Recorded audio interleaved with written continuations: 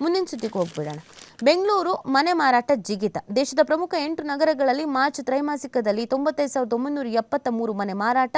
ಫ್ರಾಫ್ tiger ವರದಿ ನೋಡಿ. March ತ್ರೈಮಾಸಿಕದಲ್ಲಿ ದೇಶದ ಪ್ರಮುಖ 8 ನಗರಗಳಲ್ಲಿ ಮನೆಗಳ ಮಾರಾಟ ಶೇಕಡ 2ರಷ್ಟು ಇಳಿಕೆ ಆಗಿದೆ. ಆದರೆ ಇದೇ ಅವಧಿಯಲ್ಲಿ ಬೆಂಗಳೂರಿನಲ್ಲಿ ಮನೆಗಳ ಮಾರಾಟ ಶೇಕಡ 33ರಷ್ಟು ಹೆಚ್ಚಳವಾಗಿದೆ ಅಂತ ರಿಯಲ್ ಎಸ್ಟೇಟ್ ಸಲಹಾ ಸಂಸ್ಥೆ ಫ್ರಾಫ್ ಟೈಗರ್ ಸಿದ್ಧಪಡಿಸಿದಂತ ವರದಿ ಹೇಳಿದೆ. ಕಳೆದ ವರ್ಷದ ಮಾರ್ಚ್ ತ್ರೈಮಾಸಿಕದಲ್ಲಿ ಈ ನಗರದಲ್ಲಿ ಒಟ್ಟು 98,095 ಮನೆಗಳು ಮಾರಾಟವಾಗಿದ್ರು. ಆದರೆ ಈ ಬಾರಿ 95,973 ಮನೆಗಳು ಮಾರಾಟವಾಗಿದೆ ಅಂತ ತಿಳಿಸಿದ್ದಾರೆ. ಮನೆಗಳಿಗೆ ಬೇಡಿಕೆ ಇಳಿಕೆ ಆಗಿರುವುದು ಮತ್ತು ಕಡಿಮೆ ಬೆಲೆಯ ಹೊಸ ಮನೆಗಳು ಪೂರೈಕೆಯಲ್ಲಿ ಇಳಿಕೆ ಆಗಿರೋದ್ರಿಂದ ಮನೆ ಮಾರಾಟ ಕಡಿಮೆ ಆಗಿದೆ ಅಂತ ತಿಳಿಸ್ತಾ ಇದ್ದಾರೆ. ಅಹಮದಾಬಾದ್, ಬೆಂಗಳೂರು, ಚೆನ್ನೈ, ದೆಹಲಿ, ಆಮೇಲೆ NCR, ಹೈದರಾಬಾದ್, ಕೋಲ್ಕತ್ತಾ, MMR, ಮುಂಬೈ, ಆಮೇಲೆ ಪುಣೆ ಇಂಥ 8 ಪ್ರಮುಖ ನಗರಗಳಲ್ಲಿ ಈ ಥರ ಆಗಿದೆ. ಇನ್ನು ಬೆಂಗಳೂರಿನಲ್ಲಿ ಕಳೆದ ವರ್ಷ ಇದೇ ಅವಧಿಯಲ್ಲಿ 11,731 ಮನೆಗಳು ಮಾರಾಟವಾಗಿದ್ದರೆ ಈ ಬಾರಿ 15,603 ಮನೆಗಳು ಮಾರಾಟವಾಗಿದ್ದು ಶೇಕಡ 33ರಷ್ಟು ಏರಿಕೆ ದಾಖಲೆ ಆಗಿದೆ ಅಂತ ತಿಳಿಸ್ತಾ ಇದ್ದಾರೆ. ಬೆಂಗಳೂರಿನಲ್ಲಿ ಹೊಸ ಮನೆಗಳ ಪೂರೈಕೆ ಮತ್ತು ಮಾರಾಟವು ಸಮಾನ ಮಟ್ಟದಲ್ಲಿ ಇದೆ ಅಂತ ಹೇಳಲಾಗ್ತಾ ಇದೆ. ಜಾಗತಿಕ ಸಾಮರ್ಥ್ಯ ಕೇಂದ್ರಗಳು ಮತ್ತು ನವೋದ್ಯಮಗಳು ಉದ್ಯೋಗ ಸೃಷ್ಟಿ ಎಂಜಿನ್ಗಳು ಮುಂದುವರೆದಿದೆ. ಇದು ಬೆಂಗಳೂರಿನಲ್ಲಿ ಮನೆಗಳಿಗೆ ಬೇಡಿಕೆ ಹೆಚ್ಚಳಕ್ಕೆ ಒಂದು ಕಾರಣವಾಗಿದೆ ಅಂತ ತಿಳಿಸಿದೆ.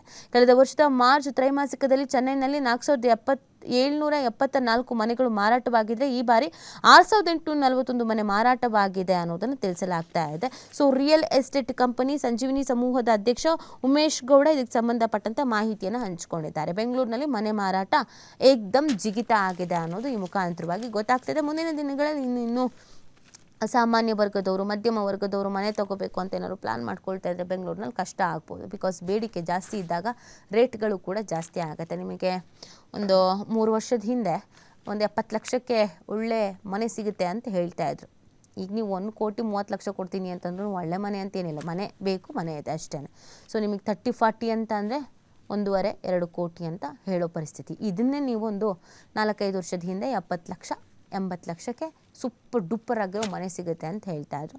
ನೋಡ್ತಾ ಇದ್ದಂಗೆ ಎಲ್ಲ ಜಾಸ್ತಿ ಆಗುತ್ತೆ. ಇನ್ನಿನ್ನು ನಾವು ಮನೆ ತೊಗೊತೀವಿ, ಸೈಟ್ ತೊಗೊತೀವಿ, ಆಲ್ಮೋಸ್ಟ್ ಕನಸು ಥರ ಆಗ್ಬೋದೇನೋ ಮಧ್ಯಮ ವರ್ಗದವ್ರಿಗೆ. ನಾನು ಮಾತಾಡ್ತಾ ಇರೋದು ಸಾಮಾನ್ಯ ಮತ್ತು ಮಧ್ಯಮ ವರ್ಗದವ್ರ ಬಗ್ಗೆ ಮಾತ್ರ.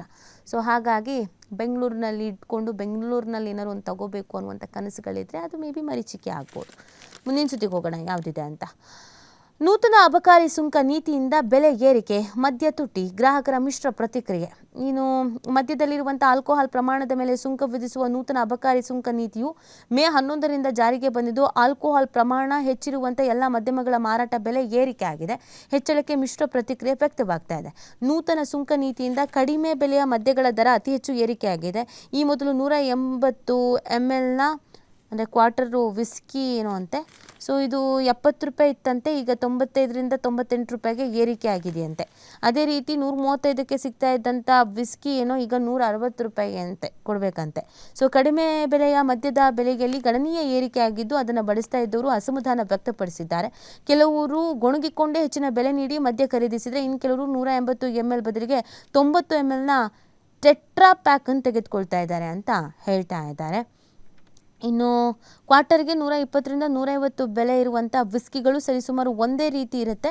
ಬೆಲೆ ಏರಿಕೆಯ ನಂತರ 120 ರೂಪಾಯಿ ಇದ್ದಿದ್ದು 150 ರೂಪಾಯಿ ಆಗಿದ್ದರೆ 150 ರೂಪಾಯಿ ಇದ್ದಿದ್ದು ಈಗ 185 ರೂಪಾಯಿ ಆಗಿದೆ ಅಂತೆ. ಸೊ ಹಾಗಾಗಿ ಮಿಶ್ರ ಪ್ರತಿಕ್ರಿಯೆ ವ್ಯಕ್ತವಾಗ್ತಾ ಇದೆ ಇದಕ್ಕೆ ಸಂಬಂಧಪಟ್ಟಂತೆ. ವೀಕ್ಷಕರೇ, ಇದಾಗಿತ್ತು ಇವರೆಗಿನ ಪ್ರಮುಖ ಸುದ್ದಿ. ನೋಡ್ತಾ ಇರಿ TV5, ಇದು ವಾಸ್ತವದ ಪ್ರತಿ.